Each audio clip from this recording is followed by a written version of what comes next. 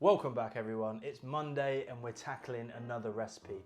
This week it's Crêpes Suzette. Beautiful thin little crepes, sweetened with sugar, honey and the flavour of orange. Let's get it.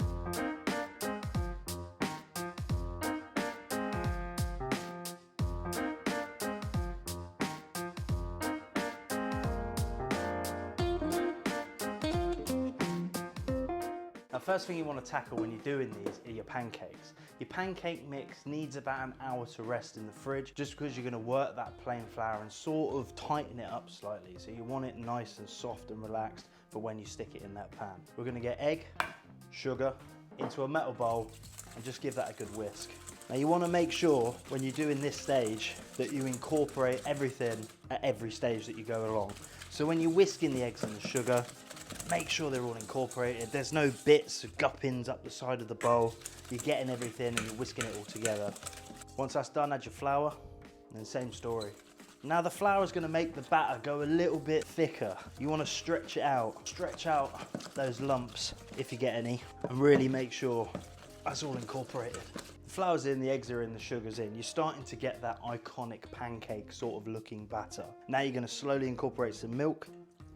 Incorporate this like you're incorporating milk into a roux for a bechamel, a little bit at a time. Incorporate it in and stretch out those lumps. Just while I'm getting to the last stages of this, I'm going to heat my pan up and just melt a little bit of butter. Now we're going to emulsify that into the mix at the end with a hand blender. And that's just going to make sure everything's incorporated and that flour, that sugar, that butter and that egg is all amongst the mix evenly. He's done. Now you don't want the butter foaming hot for this, just get your pan a little bit warm and let the residual heat of that pan just sort of melt the butter away. So bam, mix into your mix, we pour that butter, just get that incorporated. So that mix will sit happily in the fridge now for an hour, for 12 hours, for 24 hours.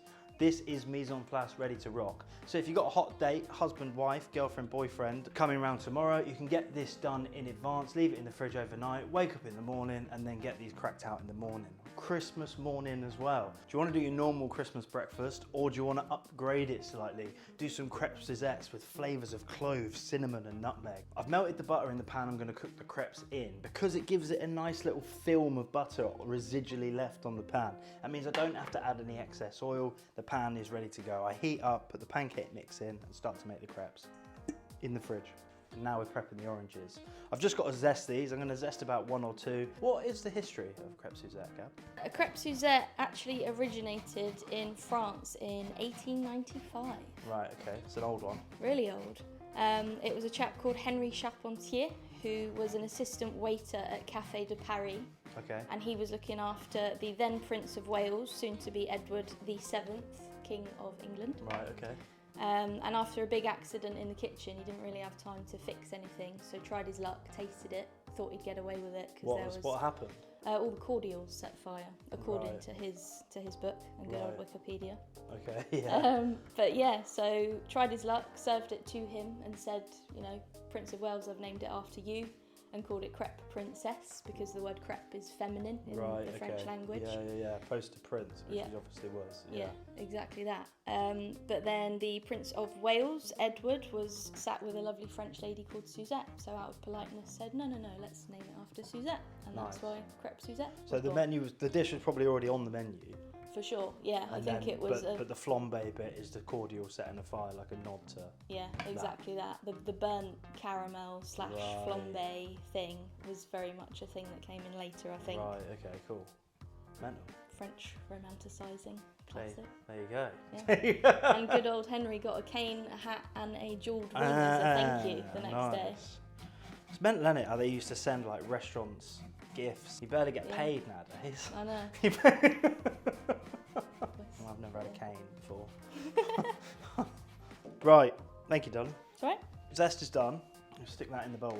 We want to just get some juice in there. Make sure you roll your fruit as well before you cut it. And then this is going to be the flavouring. This is going to be like the orange sort of essence. Then we're going to flambe some triple sec, a nod to those burnt cordials, and make the caramel. Segments. People mess up segments all the time. The key is a steady hand and a sharp knife, a super sharp knife. You take the top off your orange, the bottom off, and take a little bit more than you normally would. Flat side down to the board. We take your knife And then you're just peeling little small strokes just while you're getting used to it, and you're exposing the flesh. Don't think about peeling the orange, think about exposing the flesh. And that's what you're doing. And then when you get a little bit more confident, you can start at the tang of the knife, the heel of your knife, run it down and just curve as you take off that zest and expose that flesh fully. Just sort of got to feel the knife run through. If you hit a little bit of pith, it will stop slightly. And then after that, you end up with a perfectly peeled orange ready to segment. So your knife goes in into each segment in a V, and they come out onto the board.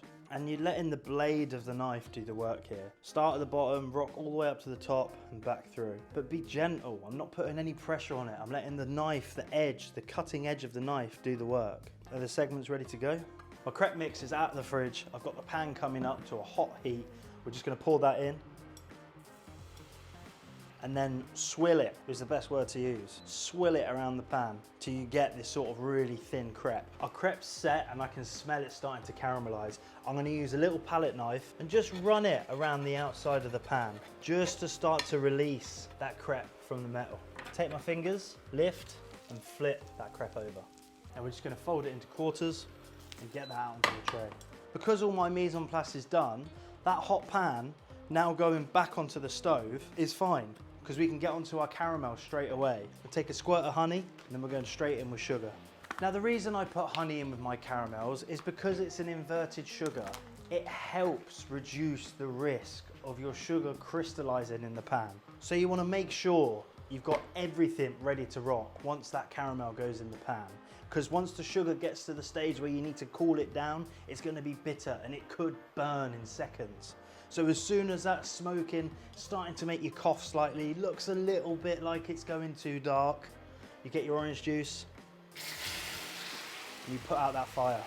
And that'll bubble, mix with the orange juice and the orange zest. And you'll see it turn like a golden orange sort of colour, browns mixed in there. Now this is neat alcohol, Cointreau. If I mix this into here, give it a stir, it's barely going to light because the percentage of alcohol has been diluted.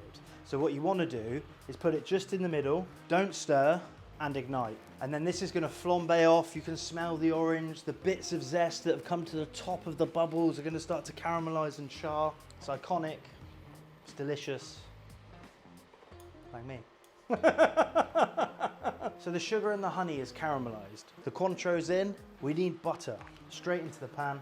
As the French say, the Monty au beurre. You swill the pan and that emulsifies that butter into your caramel, into your sauce. So now this caramel is reducing. The amount of orange in there is concentrating. That's going to start to thicken up that caramel. This can go a little bit too far at this stage. So what you want to do is make sure you're swilling it around, and as it starts to homogenize and bubble, this is when you're getting close. This is when you've got that deep concentration of orange, but that beautiful sort of adult bitterness that comes from a good cracked caramel. I'm happy with that. I'm turning the heat off. Now we take our crepes, perfectly folded, lay them in, that hot caramel, and we nappe all that goodness over the top. Traditionally, you put the flat pancakes in, you fold them while they're in the pan, you take them out one by one onto the plate. I have not got time for that. You're at home, it's Christmas morning, kids are kicking off, your nan's covered in wrapping paper, you can barely see her anymore, your nan's covered in brandy, yeah. You got stuff to do, do you know what I mean? You want a perfect, stunning, beautifully flavoured breakfast, dessert, afternoon snack, but you don't want to spend hours doing it. So we bang our pancakes in and just nappe that flavour over the top. It's lovely. We get our serving plate, good spatula, underneath, all four, lift over the plate, remove the pan, pancakes down onto the plate.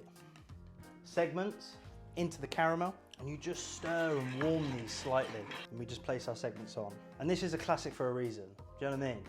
This is a stunning, classic dessert that stood the test of time. Flavours of orange, torch Grand Marnier, the zest, the juice, the segments, the stunning soft pancake. This is a proper banging classic dessert. It's one you've got to try at home. Super simple.